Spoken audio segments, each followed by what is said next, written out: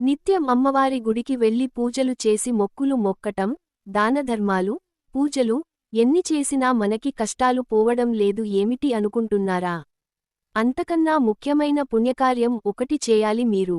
Carry బ్యాగులు వాడకము, అనవసరమైన plastic వస్తువుల వాడకము వలన భూదేవి మనకి కనపడకుండా ఎంత కన్నీరు కారుస్తుందో ఆలోచించారా?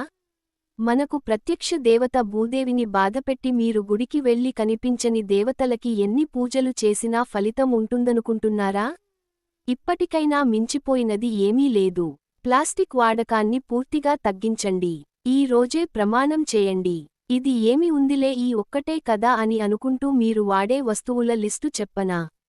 అన్నదానం పేరుతో బట్టల దానం పేరుతో మీరు అందించే వస్తువులను క్యారీ బ్యాగులలో ఇస్తూ ఉంటారు. పూజా సామాగ్రి మొత్తం ప్లాస్టిక్ కవర్లలోనే తీసుకు వెళ్తూ ఉంటారు. భోజనాల అట్ట ప్లేటు పైన ఉండేది ప్లాస్టిక్ పొర, కర్రీ పాయింట్లో మీరు తెచ్చుకునే కవరు, మీరు తాగే అట్ట టీ గ్లాసులలో లోపల ప్లాస్టిక్ పొర, ప్రతిసారి మీరు వాటర్ బాటిల్ మారుస్తూ ఉండేది ప్లాస్టిక్. అందుకనే మీ వెంట స్టీల్ వాటర్ బాటిల్, స్టీలు భోజనం ప్లేటు, స్టీలు గ్లాసు, కర్రీ పాయింట్లకు, టిఫిన్ సెంటర్లకి వెళ్లేటప్పుడు ఖాళీ స్టీల్ బాక్సులు, గుడ్డ సంచిలు తీసుకువెళ్లడం, ఇంకా ఎక్కడ ప్లాస్టిక్ని ఆపగలమో ఆలోచించి ఆచరించండి. ఈరోజు నుండే అలవాటు చేసుకోండి.